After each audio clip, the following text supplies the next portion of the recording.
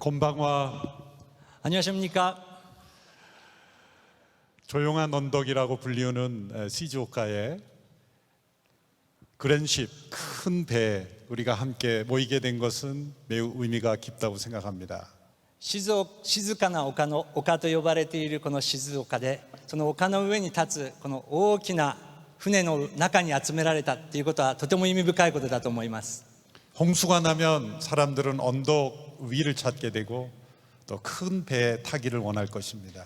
大きな洪水がもし起こったら、私たちは高いところに、そしてまた大きな船を探します。 오늘 이 밤에 오신 모든 분들이 홍수 같은 큰 위기가 찾아올지라도 모두 안전한 큰 배에 함께 탐으로 안전한 여러분 모두가 되기를 바랍니다. 私たちの人生の中に誰もが洪水と思えるような大きな試練がやってくる時があります。しかしその時に大きな箱舟の中に私たちが入ることができることをお祈りしています。 현대사회의 새로운 전염병은 외로움이라는 병입니다. 現代の新しい病気の中に孤独という名前の伝染病があります。 올해 1월 영국의 메이 총리라는 분은 국민들의 외로움을 담당해 줄 수 있는 장관을 임명했다고 합니다. 英国のメイ首相は英国において孤独を担当する大臣を任命したそうです。 영국 적십사사의 조사에 의하면 인구 6,500만 명 중에 900만 명이 외로움을 느낀다고 대답했다고 합니다. 英国の調査によると6500万人の人口の中でなんと900万人の人々が孤独を感じているそうです。 가장 친한 동반자가 누구인가라는 질문에는 360만 명의 노인이 텔레비전이라고 대답했다고 합니다. 一番近いそして大切な相手は誰かという質問にほとんどの多くの老人の人たちはテレビだと答えたそうです。 일본 남성 4명 중 한 사람이 혼자 살고 있다는 뉴스를 들었습니다. 日本人の男性の4人に1人は一人でお暮らしだということを聞きました。 혼자 사는 분들이 많아져서 단신 사회라고 불려진다고 들었습니다. 多くの人々が一人で住んでいる、それを単身社会という言葉ができたということです。 한국 사회도 마찬가지입니다.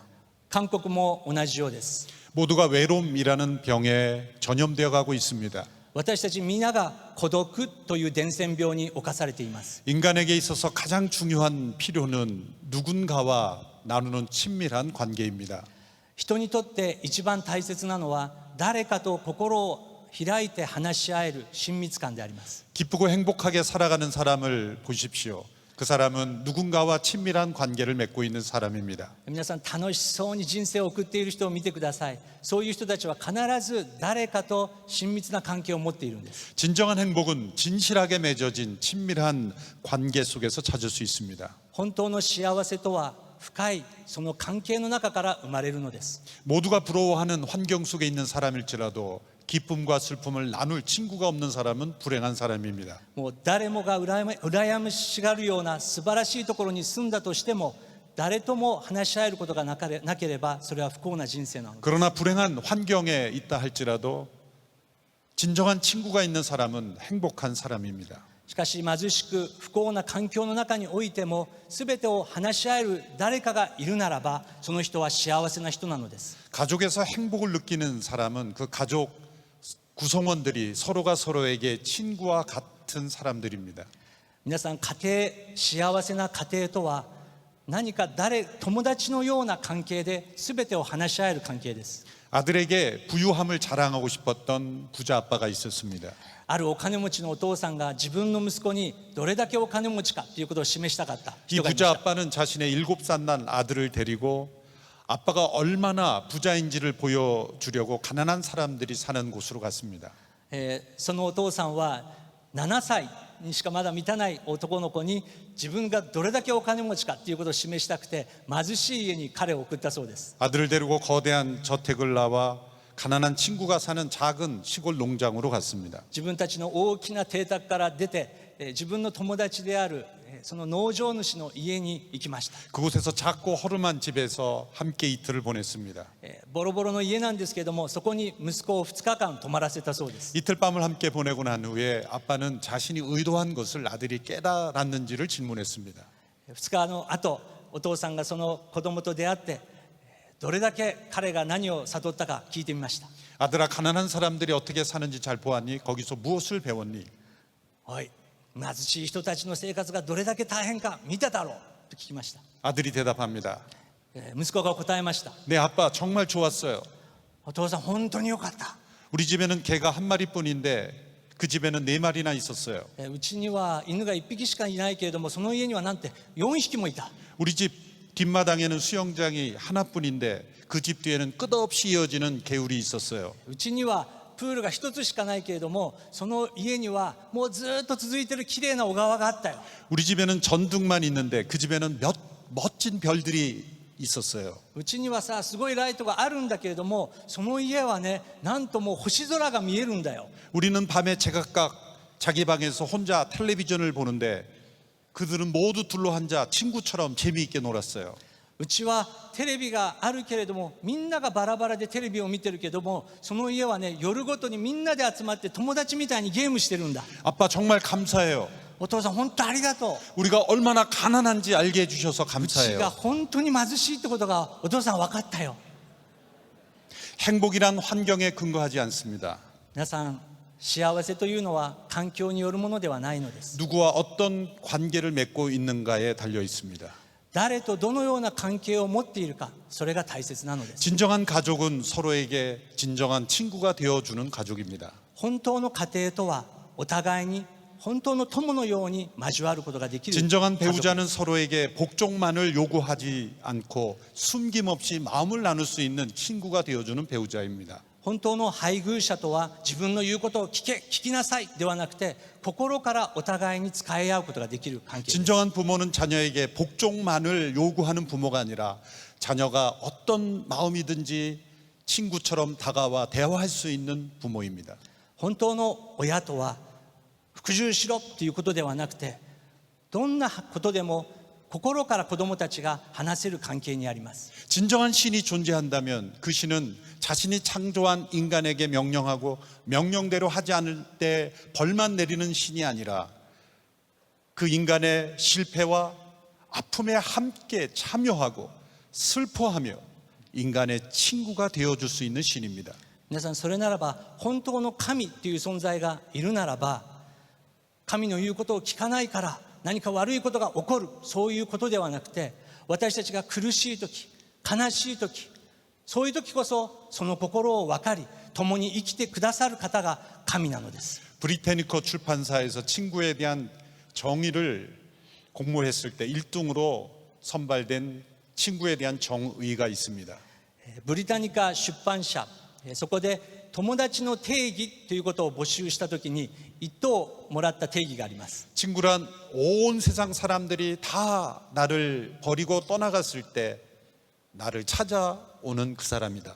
それは世の中のすべての人が、友達が自分を捨てたときに自分を訪ねてきてくれる人、それが友達だと定義されました。 온 세상 사람들이 다 나를 버릴지라도 나를 찾아오는 한 친구가 있다면 절망하지 않을 수 있습니다.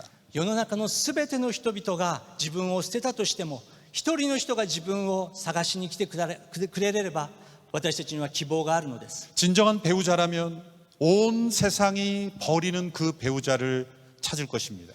本当の配偶者ならば、全世界が相手を捨てたとしても、私はその人を探しに行くというのが配偶者です。 진정한 부모라면 온 세상이 버리는 그 자녀를 찾을 것입니다. 本当の親ならば、全世界が彼女を捨てたとしても命がけで見つけ出すのです。 진정한 신이라면 온 세상이 버리는 그 사람을 찾을 것입니다. 本当の神がいるならば、すべての人が私たちを捨てたとしても私たちを探しに来てくださる方なのです。 저는 여러 종교가 제시하고 많은 사람들이 믿는 신으로 믿는 많은 신들을 살펴보았지만 온 세상 사람들이 마땅히 버릴 만한 잘못을 한 사람을 찾아오는 신은 오직 성경에서 제시하고 있는 하나님만이 진정한 신임을 깨달았습니다. 世の中にはたくさんの宗教があります。しかし聖書の中に現れる神様は、私たちが全ての人に捨てられた時にこそ私たちを探しに来てくださる方が神だと聖書は語っています。 예수님 당시에 예수님께 사람들이 붙인 별명이 있습니다. イエス様が生きておられた当時、イエス・キリストにあだ名を人々はつけました。 죄인들의 친구라는 별명입니다. それは罪人の友達というあだ名でした。 누군가 당신의 별명을 죄인들의 친구라고 부른다면 여러분 어떤 기분이 들겠습니까? 皆さん、誰かが皆さんのあだ名をあの人は罪人の友達だと言ったらどう思われるでしょうか。 예수님 당시 사회에서 죄인으로 분류된 사람들이 있었습니다. イエス様が生きておられた当時、罪人だと言われていた人たちの人がいます。 로마의 하수인이 되어 세금을 거둬 로마에다 갖다 주는 매국노와 같은 세리였습니다. ローマの手下になってユダヤ人の自分たちを売ってしまうような人、それが酒税人でした。税金を奪い取る人たち。 이 사람들은 영혼을 팔아먹은 사람들로 여겨졌고 정상적인 사람들은 그들의 친구가 되기를 원치 않았습니다. 彼らは魂をローマに売ったものだとユダヤ人から嫌われて、普通の人たちはそういう人たちと友達になろうとしませんでした。 그런데 예수님께서 여리고라는 지역에 들어가셨을 때 그 지역의 세리들의 우두머리였던 세리장인 삭개오를 찾으셨습니다. しかしイエス・キリストがある日エリコという場所に行った時に、その地域で酒税人の頭をしていたザーカイという人と出会うんです。 삭개오는 예수님이란 분을 그저 멀찌감치 보고 나무 위에 올라 관찰만 하기를 원했을 뿐입니다. そのザーカイはたくさんの人がイエス・キリストを囲んでいるんですけれども、自分は木の上に登って遠くからイエス・キリストを見ていました。 그런데 예수님이 먼저 삭개오의 이름을 부르며 삭개오야 내려오라, 내가 너희 집에 좀 머물러야 하겠다라고 말씀하시며 삭개오를 찾으셨습니다. ところがなんと大勢の人がいたのに、イエス・キリストはザーカイの木の下に行って、ザーカイ、今夜私はあなたの家に泊まりますよと言いました。 그때 사람들은 수군거렸습니다. その時人々は陰口を叩きました。 그 예수님의 모습을 보고 예수님을 험담하기 시작했습니다. イエス様についてみんなが悪口を言いました。 왜냐하면 유대인들은 아무의 집에나 가려고 하지 않고 아무나 초청하지 않기 때문입니다. なぜならユダヤの社会において誰もを自分の家に招待したり、また誰かの家にすぐには行かないんです。 예수님께서 왜 저런 사람의 집에 머무르시려고 하는가? イエスがなんであんなやつの家に泊まるのか、 저 사람이 어떤 사람인 줄 모르고 예수님이 저러시는가? あいつがどんな人間か分かってないんじゃないか。 사람들은 예수님도 함께 문제 있는 사람으로 생각했던 것입니다. ですから人々はちょっとイエス・キリストもおかしいんじゃないかと思いました。 사람들은 수군거렸지만 예수님은 삭개오의 친구가 되어 주신 것입니다. 多くの人々が陰口を叩きましたけれども、イエス・キリストはザーカイの友達になりました。 유대인의 문화에서 누군가의 집에 머물겠다고 하는 것은 나는 너의 친구가 되고 싶다는 프로포즈와 같은 것이었습니다. ユダヤ社会において、私はあなたの家に泊まりますよというのは、私はあなたの友達になりますというプロポーズのような話なんです。 사람들은 가치 있는 사람과 친구가 되고 싶어 합니다. 私たちは価値がある人と知り合いになりたいと思いま 내 す。 삶에 도움이 되고 싶어 하는 사람과 친구가 되고 싶어 합니다. 自分の人生に利益がある人と共になりたいと思います。 부모들은 자녀에게 좋은 친구를 사귀라고 가르칩니다. 親たちは子供たちにいい人たちと友達になりなさいと言います。 이것은 매우 옳은 말이며 그렇게 해야 합니다. もちろんそれは正しいことでそうしなければいけません。 그런데 예수님은 죄인으로 불리는 사람들의 친구가 되셨다는 것입니다. しかしイエスは罪人と言われている人たちと友達となったんです。 그들과 함께 죄를 즐기기 위한 것도 아니고 그들로부터 어떤 이익을 얻고자 함도 아니었습니다. 彼らと何か悪いことを一緒にしよう、また利益を何か得ようと、そういうことではありませんでし 단지 た。 그들을 사랑하여 그들을 변화시키기 원하셨던 것입니다. ただイエス・キリストは彼らを愛して彼らを正しい方向に導きたいという思い一つでした。 오늘날 예수님께서 많은 세리와 죄인들과 함께 식사하고 계실 때 어떤 사람이 질문했습니다. ある日イエス様が同じように罪人や酒税人たちと一緒に食事をしているときに、ある人が質問しました。 당신은 왜 죄인들과 함께 어울리는가? なぜあなたは罪人たちと一緒に食事をするんですか？ 당신은 왜 죄인들과 함께 교제하느냐? なぜあなたはそのように悪い人たちと一緒にいるんですか？ 예수님은 이렇게 대답하셨습니다. その時イエス・キリストはこう答えました。 건강한 자에게는 의사가 쓸데없고 병든 자에게야 쓸데가 있다. 나는 의인을 부르러 온 것이 아니라 죄인을 부르러 왔노라. その時イエス・キリストは、丈夫な人には医者は必要としていない。私は正しい人を招くためにではなくて、罪人を招くために来たんだと答えられました。 진정한 의사는 병든 자의 친구가 되는 의사입니다. 誠の本当のお医者さんは病んでいる人たちと共になる人です。 의사가 건강한 사람만 찾아다닌다면 그는 진정한 의사가 아닙니다. 医者が健康な人ばかりと出会っていたら本当の医者ではないわけです。 의사 곁에는 언제나 병든 사람이 가까이 있는 것입니다. お医者さんの周りにはいつも病んでいる人たちがたくさんいるわけです。 예수님은 영혼의 의사인 것입니다.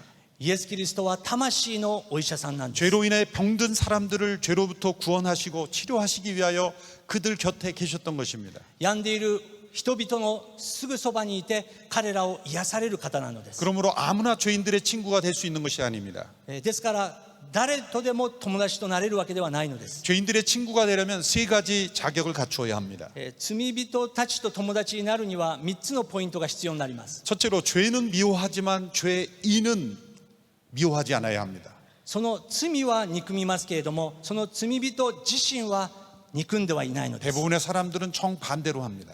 多くの私たちは反対をします。 죄를 미워하지 않고 사람을 미워합니다. 罪を憎まずにその人を憎もうとします。 죄와 사람을 하나로 봅니다. 罪と人を一つとして見てしまいます。 그러나 예수님은 죄와 사람을 분리해서 보셨습니다. しかしイエス・キリストは罪と人を別々に見ました。 죄는 미워하되 사람은 사랑하셨습니다. 罪は憎みますけれども、その人を愛されたのです。 두 번째 조건입니다. 二つ目です。 죄인들과 함께 교제하지만 그들처럼 죄는 짓지 않아야 합니다.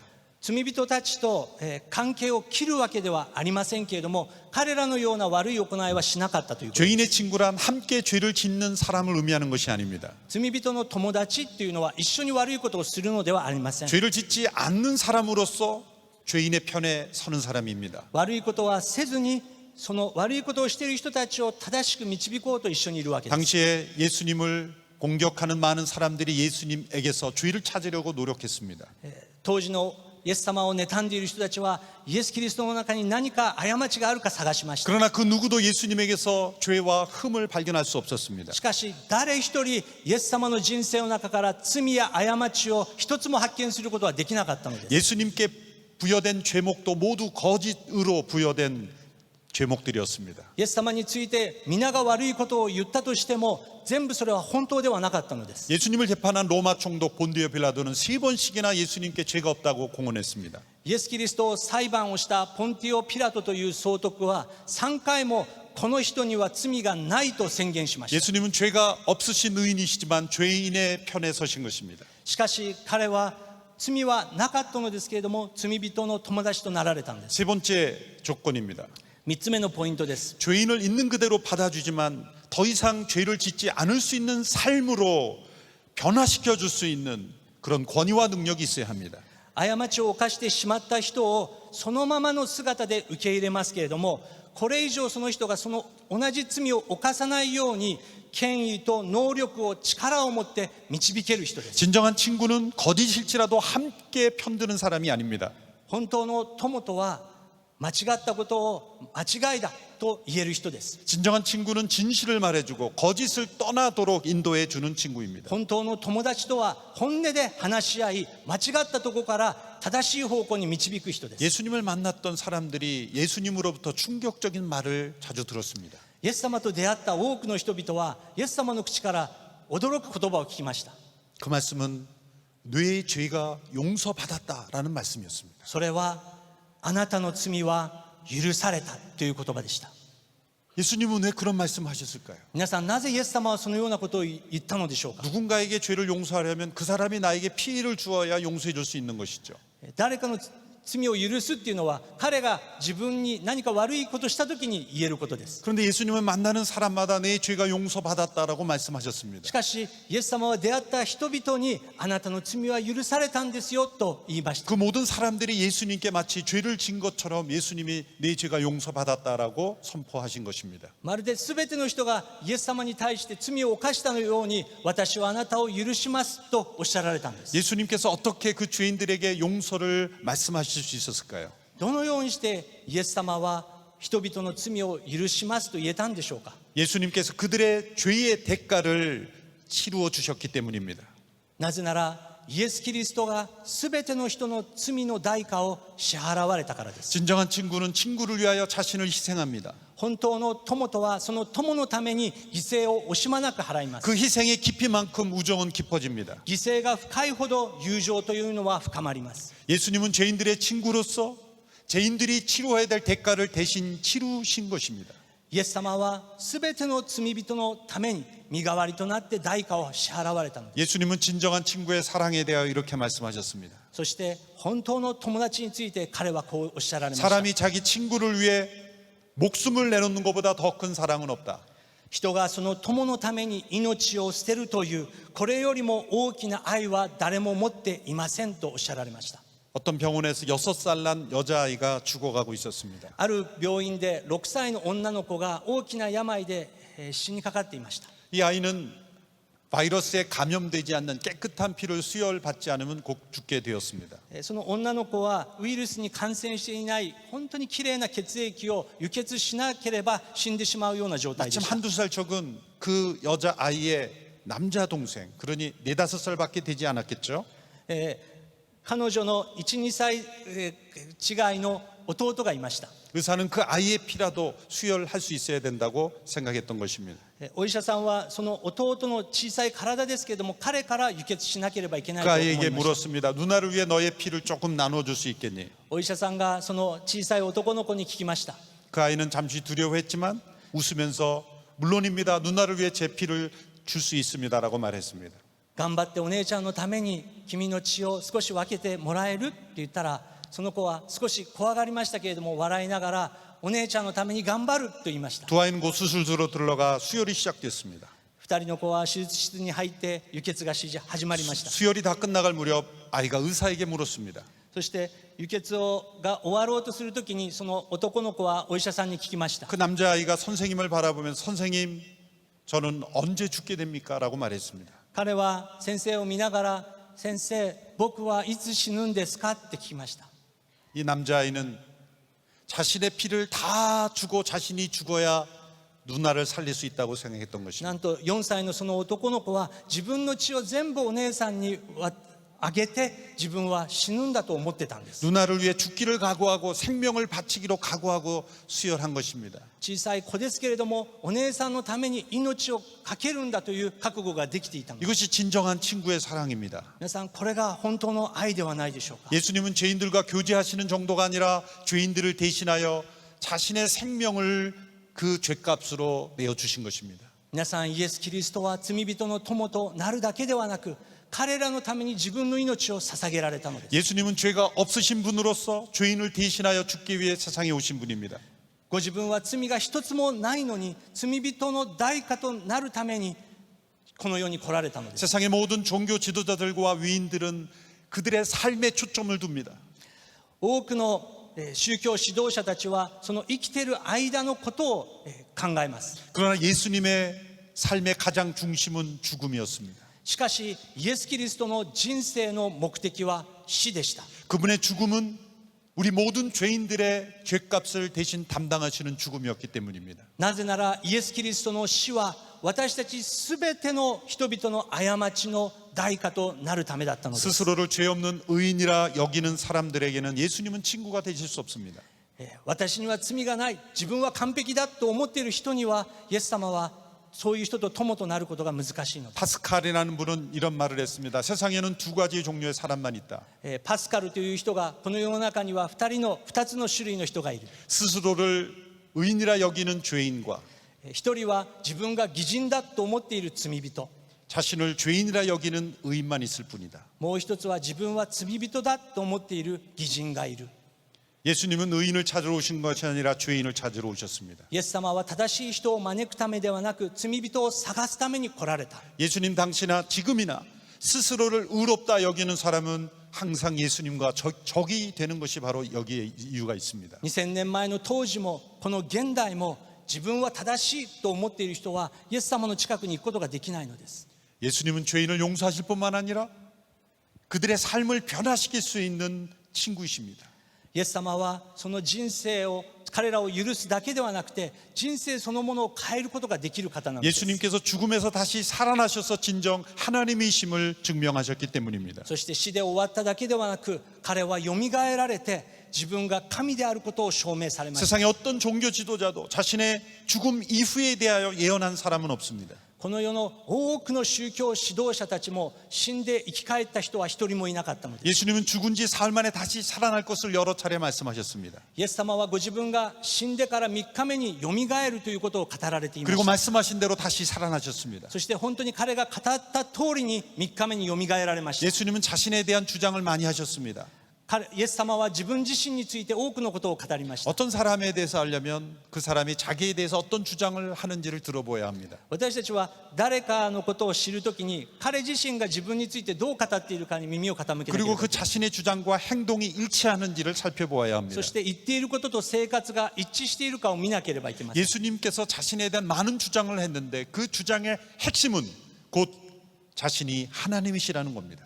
イエス様は多くのことを語られましたけれども、その語られた核心は中心はご自身が神であると語っていたんです。 예수님에 대한 많은 자기 소개 중에 단 한 구절만 읽어보겠습니다. イエス様についてたくさんの言葉がありますけれども、一つ読みます。 나는 부활이요 생명이니 나를 믿는 자는 죽어도 살겠고 무릇 살아서 나를 믿는 자는 영원히 죽지 아니하리라. イエス様は私はよみがえりであり命です。私を信じる者は死んでも生きるのです。 세상에 그 누가 이렇게 자신을 소개할 수 있습니까? 皆さん誰がそのように自分自身を紹介できるんでしょうか。 세상에 그 누가 자신을 부활이요 생명이라고 소개할 수 있겠습니까? どのような人が自分はよみがえりであり命だと言えるのでしょうか。 나를 믿으면 착한 사람이 된다는 것이 아니라 죽어도 산다 그랬습니다. 私を信じればいい人になれるんではなくて死んでも生きるんだと誰が言えるんでしょう 나를 か。 믿으면 사람들에게 존경을 받을 것이라고 말하지 않고 영원히 죽지 않는다고 말했습니다. 私を信じるならばあなたは有名になれるんではなくて信じるならば永遠に生きるんだと語られました。 세상에 그 누가 이런 엄청난 주장을 자신에 대해 할 수 있단 말입니까? 誰がこのようなことを自分自身に対して語ることができるのでしょうか。 자신에 대해 이렇게 엄청난 주장을 한 분을 우리는 어떻게 받아들여야 합니까? 自分自身についてこのようにしっかりと語られた方に対して私たちはどのように反応するべきでしょうか。 어떤 반응을 하든지 한 가지 받아들일 수 없는 태도가 있다면 그냥 무시하는 것입니다. 一つ反応しないということはもう無視することしかないわけです。 예수님의 이 주장은 거짓이 아니면 진리 둘 중에 하나입니다. イエス様がおっしゃっていることは大嘘か真理かどちらかです。 이렇게 주장한 분을 단지 훌륭한 종교 지도자요, 훌륭한 위인으로 그렇게 생각할 수는 없는 것입니다. このように語っている人をただの何か宗教の素晴らしい指導者だとだけでは言い切れないのです。 나를 믿는 자는 영원히 죽지 아니하리라 자신이 하나님이라고 주장한 분을 훌륭한 위인이라고 말하는 것은 틀린 말인 것입니다. 私はよみがえりです、私は命ですと言っている人に対してどのように私たちは反応するんでしょうか。 만일 예수님이 자신이 하나님이 아니라는 것을 알고도 그렇게 주장했다면 예수님은 거짓말장입니다. もしイエス様が自分自身が本当はそうではないと分かっているのにそんなことを言っていたら大嘘つきなわけです。 인류 최대의 사기꾼이 되는 것이죠. 人類最大の詐欺師になるわけです。 지금까지도 성공하고 있는 사기꾼인 것입니다. もう今までも成功している詐欺師なわけです。 만일 예수님이 자신이 하나님이 아니라는 것을 모르고 그렇게 주장했다면 예수님은 정신적으로 문제가 있는 분인 것입니다. もしイエス・キリストが自分がそういうものではあるかないか分かっていないのにそういうことを語っていたらだいぶちょっとおかしい人なわけです。 그러나 역사적으로 증명해 보면 예수님에게서는 거짓이나 거짓말을 하거나 아니면 정신적으로 문제가 있다는 증거는 찾아볼 수가 し 없습니다. かしイエス・キリストについて書かれたことにおいて彼は大嘘つきだった、彼は精神的におかしい人だったと書かれているものは一つもないわけです。 그러면 우리는 예수님의 이 말씀에 대하여 받아들이든지 아니면 거부하든지 둘 중에 하나의 선택밖에 주어지지 않은 것입니다. そうであるならば私たちはその聖書に書かれていることを受け入れるか拒否するか二つに一つしかないわけです。 저는 이 말씀을 믿고 또한 이 모임은 그 말씀을 믿는 이들에 의하여 여러분들을 초대한 것입니다. 私たちはこの御言葉を信じてそして信じている人たちと一緒に皆さんを招待させていただきました。 예수님은 과거 역사의 위대한 인물로서가 아니라 지금도 살아계신 하나님이신 것입니다. イエス・キリストはただの過去の偉大な人物ではなくて今もその方は生きて働いて 우리를 おられるのです 죽음에서 건지시고 죄 가운데서 구원하셔서 영원한 생명을 주시기 위해서 사람이 되신 하나님이신 것입니다. 私たちを死の恐れ、またどのような罪からも救い出すことができる方、それがイエス・キリストです。 그분이 하나님이시기에 그분의 죽음을 통해 우리를 용서하실 수가 있는 것입니다. その方が神様であられるから私たちを許し救い出すことができるのです。 그분이 진정 하나님이시기에 우리의 기도에 귀를 기울이시며 우리의 진정한 친구가 되실 수가 있는 것입니다. その方が本当の神様であられるがゆえに私たちの悲しみの声を彼は聞いてくださるのです。 예수님은 1세기 팔레스타인에 살고 있던 죄인들의 친구가 되셨을 뿐만 아니라 오늘 이 자리에 참여한 우리 모두의 친구가 되실 수 있는 분입니다. 2000年前そのイスラエルの地において罪人たちの友にだけになられたのではなくて、今もこの時も私たちの友となってくださる方なのです。 진정한 친구가 있는 분들은 이해하실 수 있습니다. 本当の友達がいる方は理解できると思います。 언제든지 마음에 있는 모든 것을 조금도 숨기지 않고 털어놓을 수 있는 친구가 있는 사람은 행복한 사람입니다. いつでもどんなことを分かち合うことができる友がいるならば、その大切さを理解できるはずです。 세상의 모든 사람 심지어 가족까지 버릴지라도 결코 버리지 않고 찾아오는 친구가 있는 사람은 행복한 사람입니다. 皆さん家族、いや全世界が皆さんを捨てたとしても、皆さんを探しに来てくださる人、そういう人を知っている人が幸せな人なわけです。 그런데 바로 그분이 예수님이십니다. そしてその方はイエス・キリストなのです。 자살하고 싶은 죄와 상처에 시달린 사람일지라도 내가 너를 용서한다. 너가 나와 함께하면 새로운 인생을 살 수 있다라고 말씀하시는 그 친구 되신 예수님의 음성을 믿음으로 받는 자는 새로운 삶을 살 수가 있는 것입니다.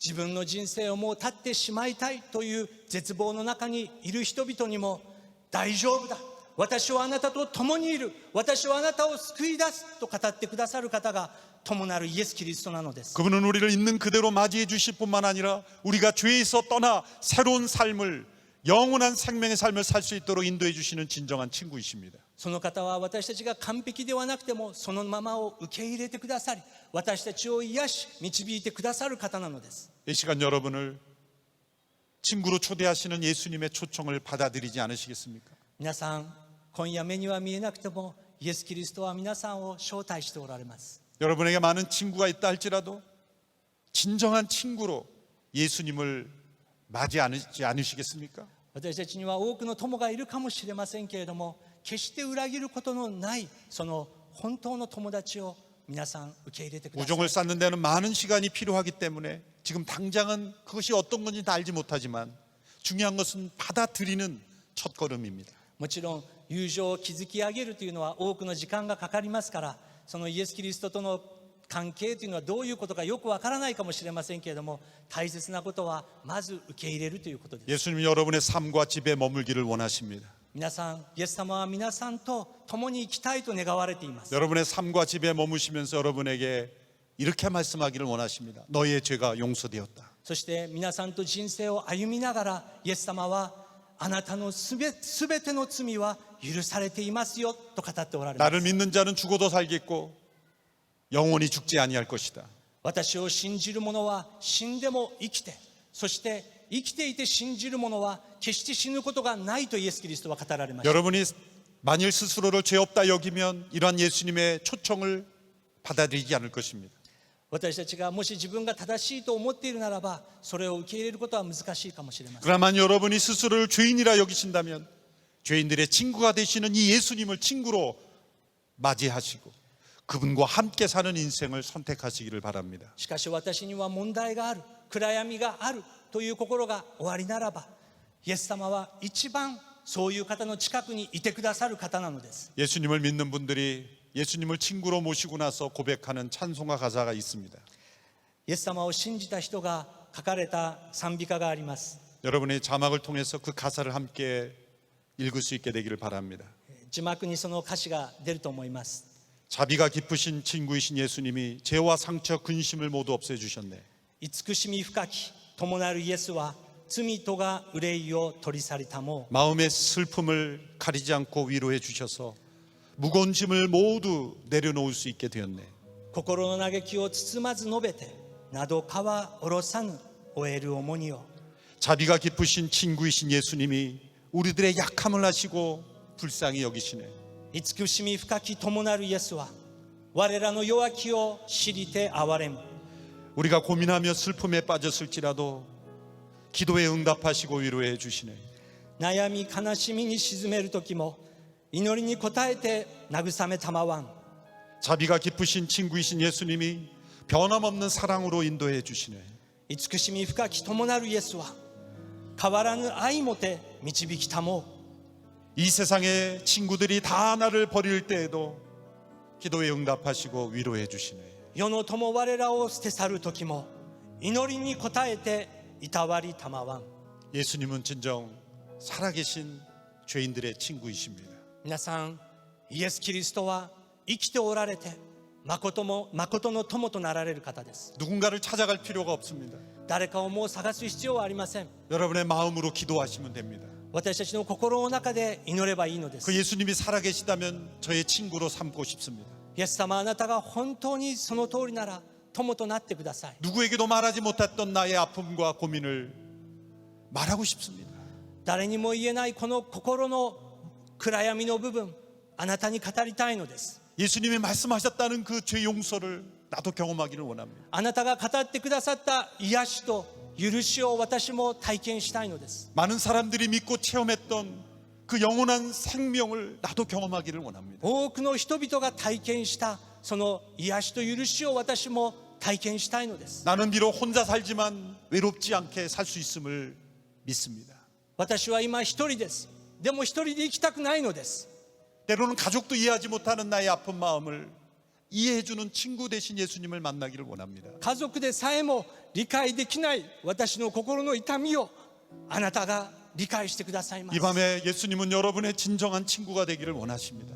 皆さん今夜イエス様は皆さんを一人お一人の本当の友になりたいと願われています 우리는 그 예수님이 너무나 좋은 친구이기에 여러분에게도 소개해주고 싶어서 이 자리에 온 것입니다. 皆さんイエス様が本当に素晴らしい方がそのために私たちは今日皆さんを招待させていただきま 이영표 す 선수의 그 기적 같은 체험을 통해 우리에게 들려준 하나님의 음성이 있습니다.